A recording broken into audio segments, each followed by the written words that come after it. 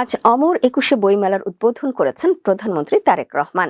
২৬ ফেব্রুয়ারি বিকেলে রাজধানীর বাংলা একাডেমি প্রাঙ্গণে এক বর্ণাঢ্য অনুষ্ঠানের মাধ্যমে তিনি মেলার শুভ উদ্বোধন ঘোষণা করেন।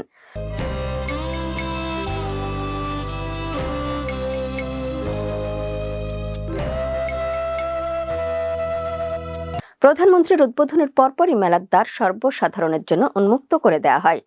এবারের বইমেলার মূল প্রতিপাদ্য নির্ধারণ করা হয়েছে বহুমাত্রিক বাংলাদেশ। উদ্বোধনী বক্তব্যে প্রধানমন্ত্রী বইমেলাকে কেবল একটি উৎসব নয়, বরং শিক্ষা ও সংস্কৃতি বিকাশের প্রধান কেন্দ্র বা সূতিকাগার হিসেবে গড়ে তোলার প্রত্যয় ব্যক্ত করেন। আগামী ১৫ মার্চ পর্যন্ত চলবে এবারের বইমেলা। প্রতিদিন দুপুর ২টা থেকে রাত ৯টা পর্যন্ত মেলা প্রাঙ্গণ খোলা থাকবে।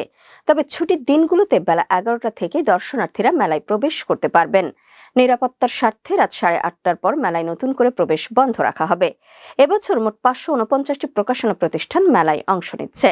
এর মধ্যে বাংলা একাডেমি প্রাঙ্গণে ৮১টি এবং সোহরাওয়ার্দী উদ্যান অংশে ৪৬৮টি প্রতিষ্ঠানকে স্টল বরাদ্দ দেওয়া হয়েছে। সব মিলিয়ে মোট ইউনিটের সংখ্যা দাঁড়িয়েছে ১,০১৮টি। সোহরাওয়ার্দী উদ্যানের উন্মুক্ত মঞ্চ সংলগ্ন গাছতলায় সাজানো হয়েছে লিটল ম্যাগাজিন চত্বর, যেখানে ৮৭টি স্টল স্থান পেয়েছে।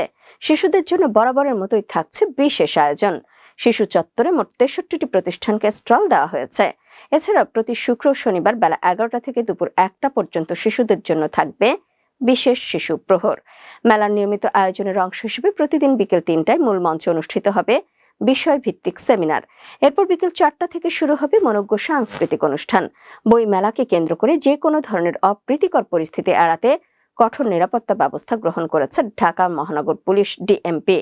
মেলা প্রাঙ্গণ ও এর আশেপাশের এলাকায় সিসিটিভি ক্যামেরা ও সাদা পোশাকে গোয়েন্দা নজরদারি জোরদার করা হয়েছে।